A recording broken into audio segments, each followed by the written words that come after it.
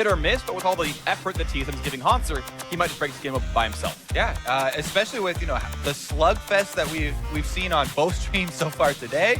Definitely ready for some fireworks.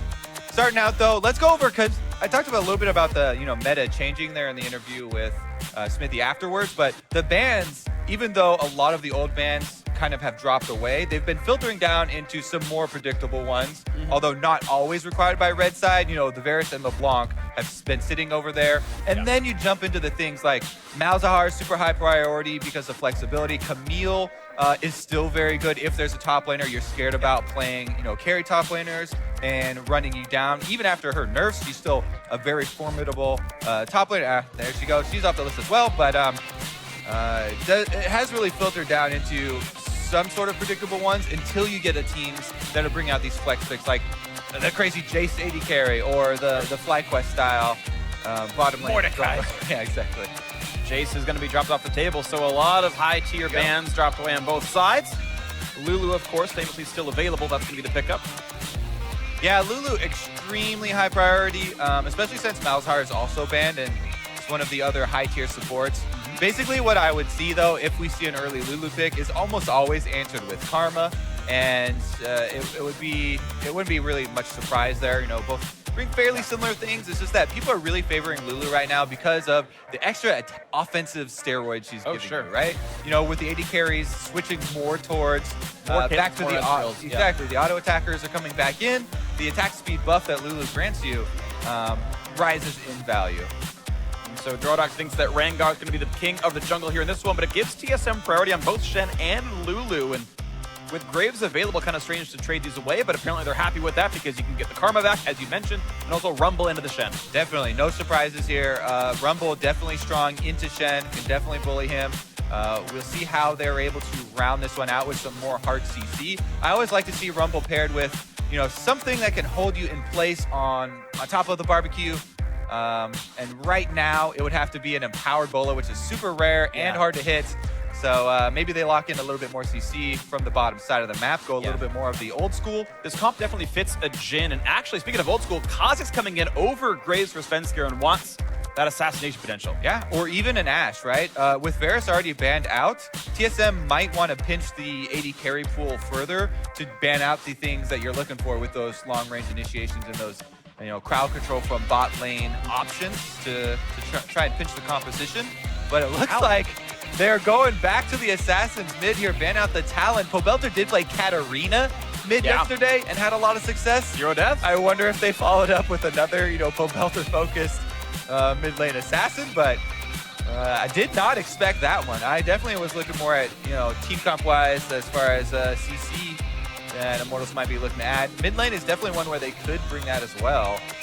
Absolutely, we'll see what happens here. Alright, ban up the table. Both teams aiming at mid lane bans, so keep in mind, of course, if it permits, TSM have dibs on what to grab first here. Both teams need a bot laner and a mid laner. Same two roles available for both squads. We know where everyone else is going right now. Yeah.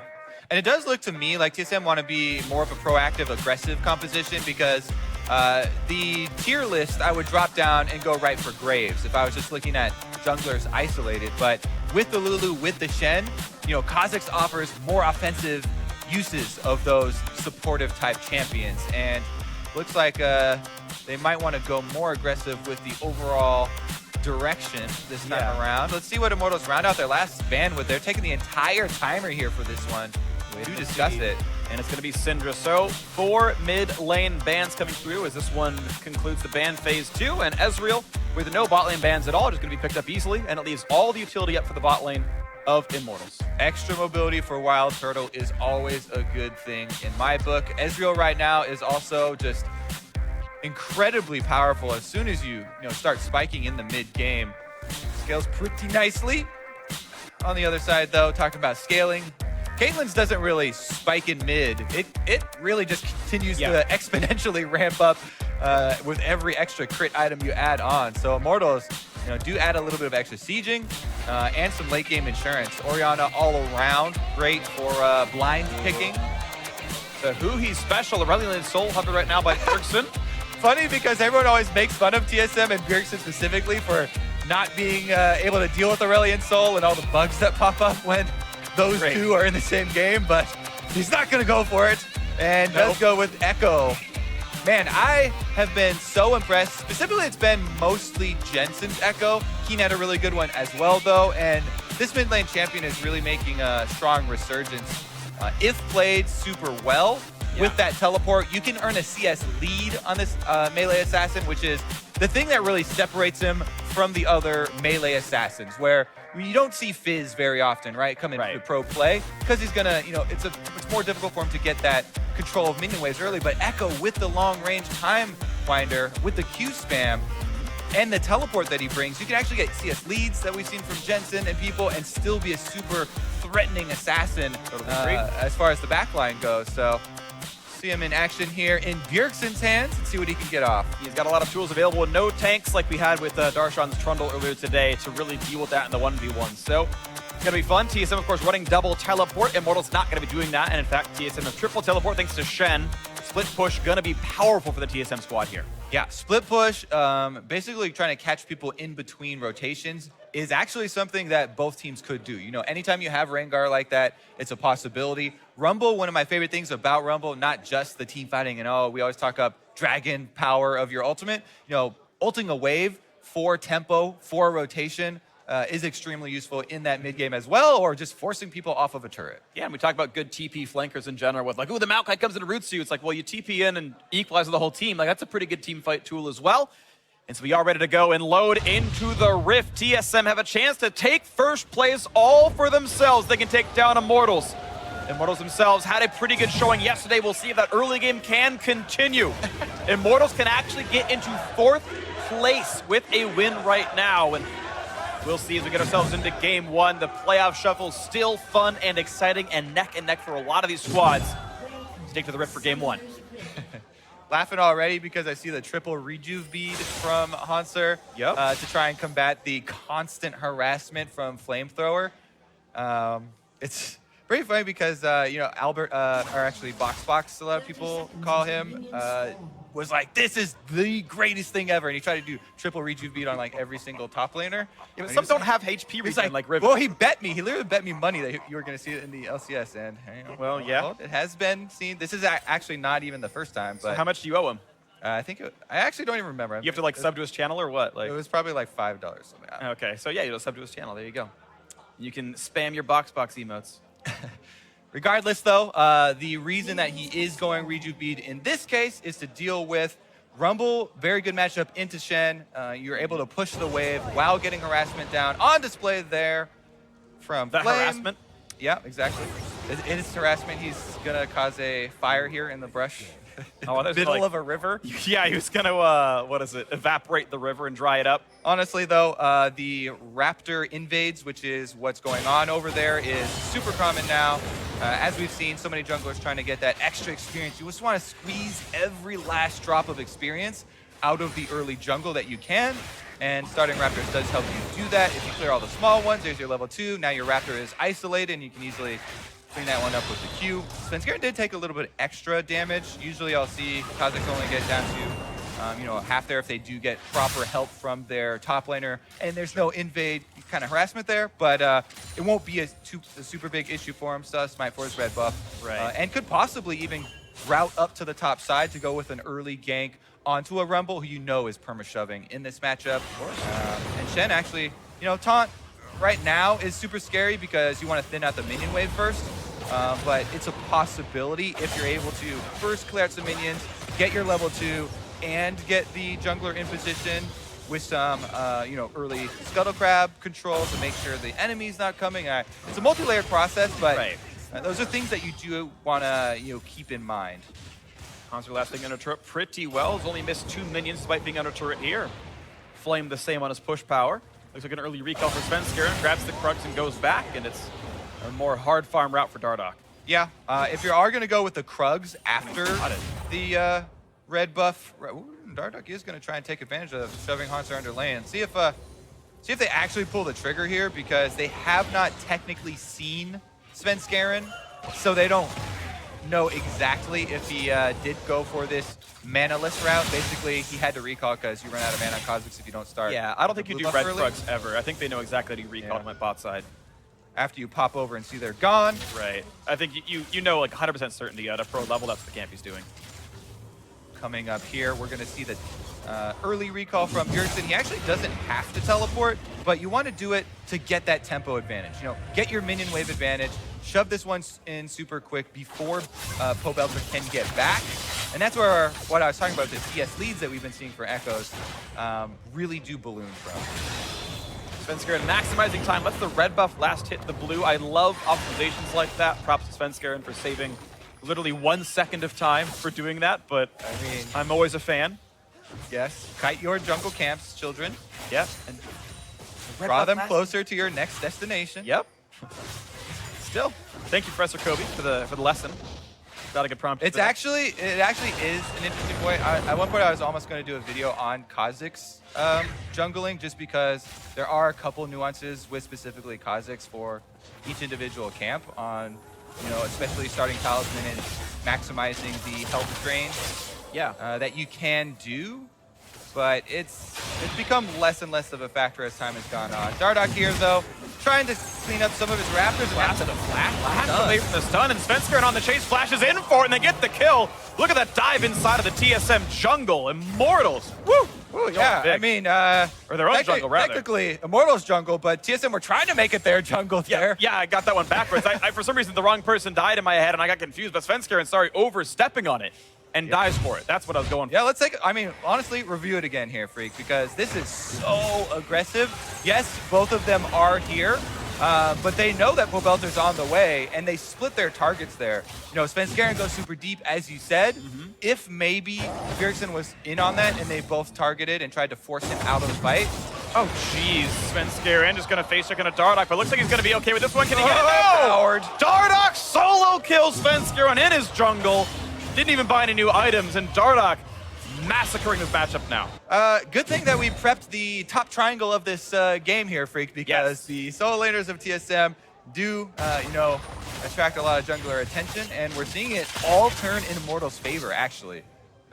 Very good start here for Dardoch. He is set up for success. Now, a lot of pros I've talked to about the, you know, bruiser Rengar builds or the tank Rengar builds, and they are, you know, less flashy, slightly more effective for team fights if you have that HP pool, you know, to try and be the front man. But if you get early leads like this, I want to see a little bit, at least one extra damage item come out before you transition into bruiser style, because Dardoch right now, huge amount of threat. He'll hit level 6, and those solo lanes you're talking about have to worry about it, because, you know, summoners are starting to go down. The teleports are not ready for TSM, even though they do have Haunter to rely upon.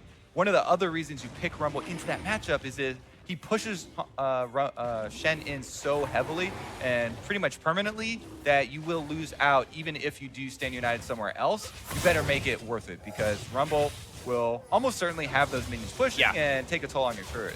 You can get some very serious turret damage with that. And I actually want to ask you a pointed question, though. If you're against Lulu and Shen, is it still worth trying to assassinate, or is it going to be too hard with all the support? I think for the early game, going a second damage item still worth is worth. Okay. But so many of the junglers have been transitioning towards full tank builds right after. Maybe the middle ground would be a dead man's plate, because you get actually a little bit of extra That's a damage. cop-out.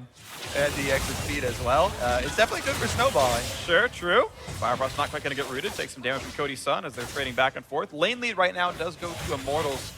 Neither lane has had any jungle help, and yet it's the TSM duo who's behind. So Cody's Sun and Ole continue to outperform preseason expectations. They're starting to do pretty well as a duo here.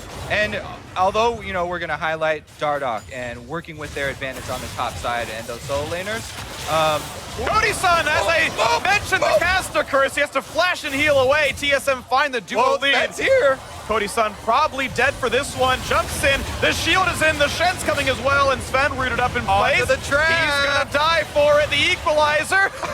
He's dead, though. He is dead, though. I don't know why Ole flashed. That was a bit of a mistake, but the chase is in for Flame. Pushes back a little bit. Here comes Dardoch. Wants another. They know they have Hansu. He's going to take down Biofrost first, then Immortals. Able to capitalize. It was all a bait. Cody's Sun, the mastermind, sets up the 4-kill trade as Immortals slaughter TSM in the bot lane. Well, Freak, this game is going extremely quickly in Immortals' favor. I mean, technically you're talking about your caster cursing this Cody-san. Maybe it's caster bait, as Cody-san is going to end up, you know, going down in the end. But look how much. TSM, they send everybody down here. If you look at the minimap right now, Hanser is in communication. He's like, all right, I'm ready with the teleport. Svenskeren there, walking on the trap, is going to be the death sentence. But then they have the Rengar who's super fed. And if you look at the mid lane coming down with Dardoch at the moment too, at this point, Turtle opting to try and go a different direction from Biofrost does turn out poorly because didn't keep track of the roam purple delta as well. Yeah. I don't know if they had both run towards their own turret, if it would have been possible to try and get away. They're probably dead, I think. Probably still. But again, hindsight 2020 as well. Yeah. And at the end of the day, what matters is Immortals have a ginormous gold lead for only 9 minutes into the game. And this is 3 games in a row they've done this. Like yesterday, they 2-0'd FlyQuest, and it was like, well, FlyQuest are kind of inting. This is a bit messy, but TSM, this just feels like Immortals are outplaying them. Yeah, we did couch, you know, yesterday with a little bit of, okay, you know, calm down because they're going up against, you know, another one of the #1 teams tomorrow, and it might not be so good. But you're right, out to a very similar explosive start here for this squad. Again, the only thing here, TSM can kind of rely on. Bjergsen didn't join, so he got an extra few CS there. He does actually have a CS lead, and he has a teleport to work with. So And now, in the bot lane, looking for a dive. He's here looking for the stun. Cody-san rooted. Biofrost's got to be a bit careful. The karma damage will die to the turret. Wild growth means nothing. And here comes Dardoch. He wants a bit more. A double kill, and Bjergsen's next to the platter. Looking for the ulti, maybe get some damage across on him, or just run away. The flash chase, the E slow is there. Gonna get some damage. Ults the shockwave, but he's still got nowhere to go. He's on the wrong side of this fight. And the kill should go over. Ole not gonna steal it this time. He tried. But with the last hit there, Ole 5 assists, and Dardoch 5 kills and 3 assists is smashing this game open. yeah, this one, all right, let's take a look, because you mentioned the teleport's coming in. Cody-san, again, is the man who's the sacrificial lamb here. Dies under turret. However, the tower aggro was almost going to take him out by himself. Dardoch, once again, is on Rengar. Another one of these beautiful reactive Rengar ultimates, which, as Rengar, you're just so happy to see these fights, you know, tower dives break out on the bottom side, and everyone running away with low HP is pretty much the dream, is you get to go in there and clean up. And he does, you know, stacking up his Bone Tooth Necklace because multiple people are teleporting into these fights. It's not just bottom laners that are getting killed here, so the snowball is very real. It really is. They've got an Ocean Drake to add to it. They got first turret gold in the bot lane as well. Immortals have been completely cracking this game apart. And the next one coming up is Infernal. Great snowballing. Best one for, you know, continuing that snowball. And when you've got 4, we'll count Ole, 5 carries in this team right now, they all want the Infernal Drake stacks. Dardoch already at 4 Bone Tooth Necklace stacks as well. And it has some flat AD on it, so it's actually really big early game as well. And I mean, this is a game that's quickly running out of hand. All right, we at least get one of the middle ground Bruiser Rengar builds. He is going with that Cleaver. Okay. So I do like that one, even though it got changed more towards health. Extra cooldown reduction on Rengar is insane because it basically amounts to more attack speed because you get more abilities off, you get more empowered abilities off, you get more auto attack resets off. It's definitely a good multiplier for him. Sure. Plus adding the health pool, which is one of actually my favorite stats to stack early as far as effective defenses for those skirmishes. Here comes Ole, snaring him up. Just generally being annoying to the mid laner, seeing as they have switched into their 1-3-1 format in order to really take away any sort of farming opportunities from TSM. This is exactly what you want to see in teams furthering early gold leads. We'll see if this lead's going to further anyway. It's TSM going to do the best they can to stay alive, but Immortals, of course, in the driver's seat by quite a bit. 5,000 gold ahead means they can do a lot for a ward kill, and they're going to take away the jungle. So for the mid lane now, Wild Turtle rooted in a shockwave, and he didn't see that one coming, and still goes down to Pobozer. The snipe not needed. Cody-san, sadly, no extra assist on him. Mid lane still under fire, running out of health. Man, I mean, full-length bolas don't land too often. Like, people dodge those pretty, but Turtle was ulted pretty frequently, And he didn't think to flash it. Quick taunt in for Hanser, but doesn't really mean much. He's behind an item against Flame right now. As the pressure continues for Immortals, looking to knock down this turret. Cody-san at least gets some turret damage. This one, not as bot lane focused for Immortals. It's all about the Rengar. Dardoch, 90% KP, half his team's kills. He is a big boy. Definitely true. And a big boy with a big playing ground. I mean, both of the sides of the jungle will soon be completely open to Immortals. They already have advanced wards on the blue quadrant because that tower went down. Top tower is barely standing still. Mid tower even is below 50%. So if Immortals just keep up the pressure for another couple minutes, and they'll just completely blow open most of Summoner's Rift. Cody-san playing nice and safe. He doesn't want to risk getting jumped on by a Lulu or something, and gonna let that go. But Flame's getting alone time in the top lane, and well, you can't fire the rock down too quickly, but he's gonna knock this one down all the same. 2 turrets to 0 here, and TSM have very little on the scoreboard to speak of. They've got a long way to go to catch up. Svenskeren will go for some armor pen. He's got the lethality with this rated Dirk here. We'll see what comes up next. Yeah, it is getting a little quiet for the TSM fans, but they will remember yesterday that they lost game 1 in a very convincing fashion as well. And it is a best of 3 series, so they still have hope in coming back in those. So it's actually kind of funny how the organization as a whole has had kind of a long history of losing early games in their best of series, whether it's 3 or 5s even. Yep. But regardless, I think Immortals should definitely be celebrating their kind of second half of the split's resurgence. Sure, absolutely. After week 6, it's been pretty good. It's been uphill for them.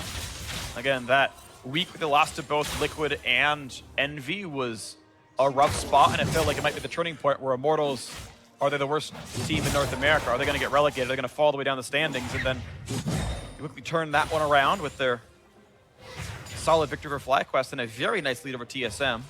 Of course, obviously more league to play still, but it's a lead they should keep playing with here. 7,000 gold lead remains the same, and the question is how much more can they open here? Because you're supposed to be able to take lots of plays, take lots of risks, and break the game apart. Exactly, and the question not just if, but how. And we talked about it a little bit when you break down the rest of the outer turrets. They've done that. Checkbox on number 1. Now they want to try and move up their ward lines once again. You can see TSM are trying to take advantage of the opportunity right now where they still have defensive vision in place. So there are pockets of vision for TSM to try and work off to get small picks and get back into the game. Immortals' goal is to remove those and then clean up the neutral objectives, which they should be able to take unless TSM really overextend. But TSM are trying to preempt this, maybe, with one of those brush plays we're talking about. Yeah, looking for it, standing on a controller, hoping for the play right here. Damage on a Flame. Dardoch waiting in the wings and suddenly realizes it's a 1v2, so he's going to run away for this one. The taunt is there, the damage is gone, and it's going to be Flame dropping down. TSM find their first kill in 15 minutes or so. Very good making the best of a bad situation here for TSM. They know that it's so difficult for them to ever contest this Infernal Drake. Try and make a play on the top side. Use those pockets. And they should be able to get the turret as well, even though Dardoch's going in for a defense when it's low. Does one in. The stun could come out from Bjergsen. Turret's going to fall pretty quickly, but damage on Hansen means they could turn it back around. And they get the 1-for-0. Another push back towards Dardoch. Has to cut away from Time Winder, and no extra kill will come in, but the 1-for-1 plus the turret's good for TSM. It is right now. Currently, Immortals will have control of the map. After that, not quite a lot they can get. Maybe a little bit of damage onto mid. Their next goal then should be to retreat back to that Infernal Drake, though, and secure the extra power there. Here we go, though. 4 members up top, basically, with the Stand United. Dardoch recognizes it immediately, so he backs off. And he actually circles around, waiting for the reinforcement. This is the call here is to bring in the duo lane, and they try and defend that turret. Ends up going down anyway, but here they are returning to that prize. Yep. And the absence of a sneaky play, there's not much. Not a lot TSM can do to stop that, so it's a more permanent advantage is added here for Immortals. A nice Infernal Drake for them. And next up is going to be Ocean number 2. Maybe not the most important. They are against some level of poke, but not a ton. Probably a weaker one this game at this point. TSM able to get some of the gold back, and the lead just remains stagnant at 7K. Keeping it at that same mark for 10 minutes is very good for TSM. Yeah, even though that is a large amount of gold, even still now into the game, that's exactly what you want. You basically want to tread water at this point because it's so risky to try and actually go for aggressive moves and make gains. But trading objectives is really good for them. Like we said, going for opposite side of the map is very good for them. Yeah, well, as you mentioned, making gains is important. So Immortals going to hope to bulk here and see if they can find much more to do with themselves. They haven't gotten any inroads towards the tier 2 turrets, and those deep wards are non-existent. They don't see inside the TSM jungle very much right now. You'd think they'd play around the Baron area, maybe grab the Rip Herald so that Flame can have an easier time in his one-on-one. Give it to somebody. You might as well grab objectives while you can and get the wards and play for something. But right now, they are, as you mentioned, treading water, and that's kind of not okay if you're Immortals. Well, so Immortals, right now, they have a lot of power as far as Dardoch's roaming and the threat that they have there. Outside. Yeah, but see, while they're treading water, they're actually drowning with the fact that TSM's actually attacking them and the boat's getting rocked. Opposite side of the map. Once again, TSM, they stay proactive, made a jump on it. Immortals, though, should be able to shove up the other 2 lanes. They're actually making a call to condense all their members into the top side. They call Cody's son up as well, and they should be able to get a tower for it. Now, the question is, nice sweeper. Will they be able to get more than just a tower? If TSM keep Bjergsen down bottom side, that's another one of the trades that we talked about rather than actually having Immortals make up much on the other side. So it's 1 for 0 in kills, but it is a top lane tier 2 turret killed off. And the question is, and it's going to be answered, actually looks like Bjergsen will be able to take down that bot lane turret himself. So if the turret is not worth more gold than the kill was, so it's actually TSM making up even more of the disadvantage. It's now under 7K. And it's a slowly sinking game for Immortals. Still, of course, a big lead for them. It takes a lot more, but as far as quality of play, it's TSM playing better. All right, going for another one of these Stadium United picks. We talked about looking for the Kha'Zix, more aggressive, going in with those, and it does pay off a bit for them. More time for them to farm out, though. Continue taking the mass gainers. Lots of way, hoping they can get it to happen, but yeah, right now it's Immortals looking for maybe more to do. Yeah, and the more things that they have to do, the pack of vision exploration, basically, missions that they want to do into TSM areas, they want to try and cut off the rotations so that if TSM go for something on the bottom side of the map, you see members in transition walking through their own jungle to that play. That's what those advanced wards will afford you. Let's see if Immortals can do much with this mission pack. They feel like they're getting a bit busy with the side quest, and the main quest is time. And we'll see if they can add any more right here. Looking for the Ocean Drake spawning in 3-ish minutes, and of course the Baron's up. TSM with great defensive wards in their side of the map. They've got so many control wards in their own jungle to make sure those inroads are slow. Yeah, and it's not like Immortals are feeling panicked by any means. They have a Caitlyn that they're securing them for the end game. Orianna scales quite well as well. Yeah. Just that you would like to cut off a bit more of the income of TSM while you have this control. And especially rely on that threat of Rengar ultimate could catch me anytime I'm not at one of my turrets. That's fair. So TSM have to play defensively. To their credit, they found a couple of those openings. But you're right, Immortals have giant gold bags they can use to break this game open with, and they still have that lead. And we'll see, they're pushing in up in the mid lane. The trap line is there, and this Drake's a minute and a half away. And as they try to take away some of the money, you saw some counter jumping from Dardoch earlier. Dardoch still does hold that 1-level lead over Svenskeren. 2 levels for Pobother versus Bjergsen. That's a pretty big deal. Yeah, definitely true. And killing the 2 items. TSM, with Bjergsen, they want to use their double teleports. Basically, this is the advantage that TSM have in this to try and keep Immortals, pathing back and forth between lanes and using up time is poke and prod with your 1-3-1, with your double teleports. It is a tricky game. It's a risky game, but, sure. Shove the lane, back up quickly, keep them rotating so that they don't go for more of the big objectives. Right now, though, bottom side is where they are focusing. They finally found the way in. Bot lane tier 2 taking some pretty significant damage. Quick arcane shift keeps Wild Turtle alive, and this turtle's doing quite a bit of HP, and it's very close to going down. So Immortals are slowly but surely getting their way into TSM's base. And Bjergsen not making any inroads right now up against Flame, so that's going all right for him. Not a lot of MR on this Rumble, so maybe it's a decent matchup for Bjergsen. Of course, they both have teleport. But there we go, bot lane tier 2 goes down. TSM again have to be respectful of the tower damage, and here we go. The engage comes across the wall, and they're going to look for this damage. Looking to talk down onto Flame. Bjergsen has to flash away, but the flash chase is there, and Can they pick them up, though? Because here come Immortals, and Dardoch's on the hunt. They're all here. Hanzo rooted up. There's all the damage up, but they could possibly need. No way out for the Shen.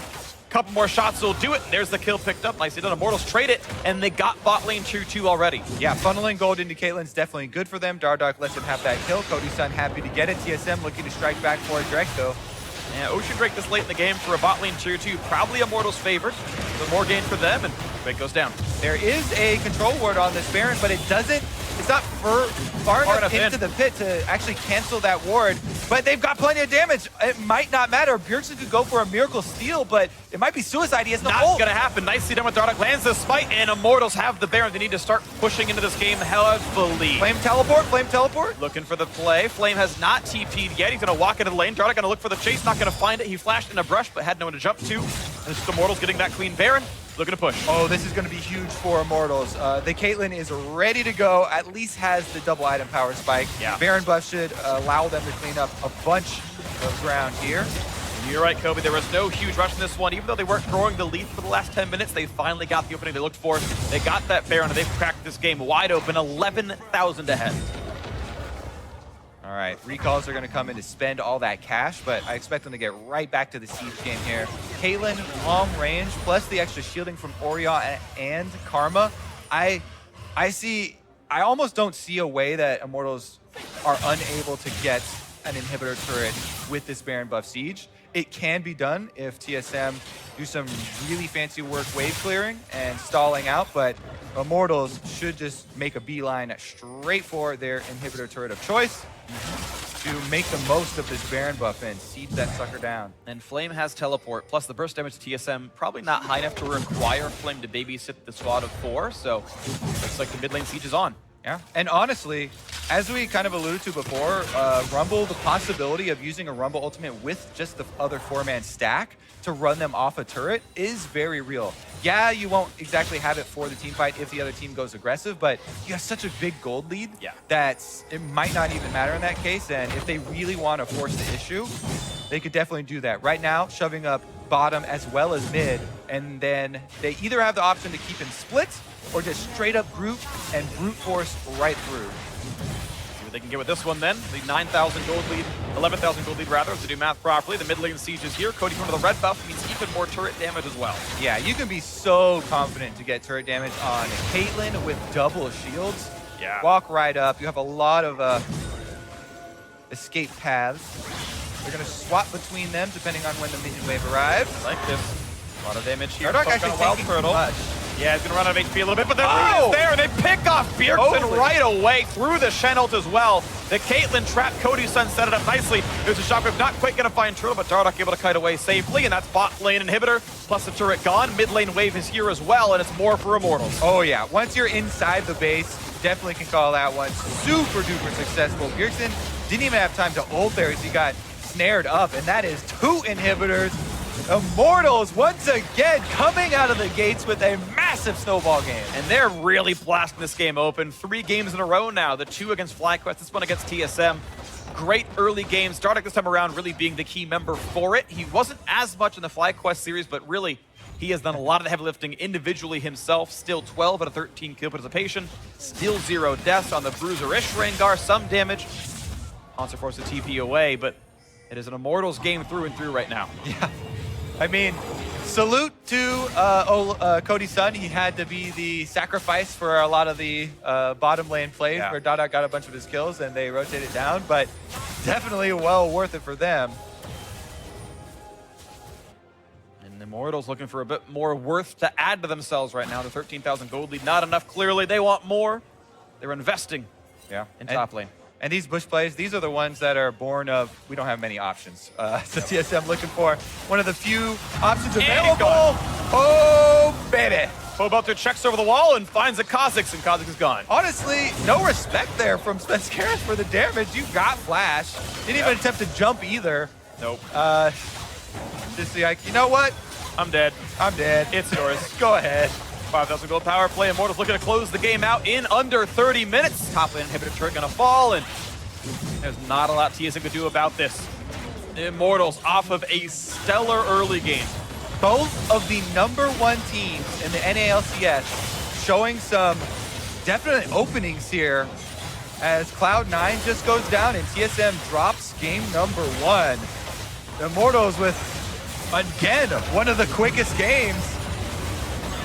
The push forward, looking for the comeback victory. Not going to find it yet. Bjergsen pushed out. Nice of TSM to try, but better of Immortals to kite back. The taunt's going to be a shockwave vibe at a time, and Immortals, too many stats and too big a gold bag. The double kill right now already for Poe. Belzer, one picked up as well for Flame, and that's going to be all she wrote. 4-0, not even a problem. The triple kill for the mid laner, but the game is over, and Immortals take a very resounding Game 1 victory over TSM.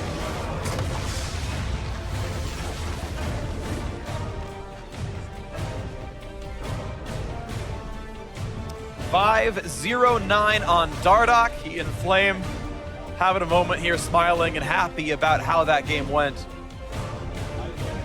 Let's see the damage graph. Dardoch, pretty high, 11,000 for him. Outdamaged anyone on TSM. Again, Deathless on the Assassins, very well played. 3 Deathless members of an Immortals here, actually. It was only the poor Cody Sun and Flame who actually gave away some kills, and most of those were hyper-aggressive TSM dives. Yeah, exactly. Those are the ones that started the snowball.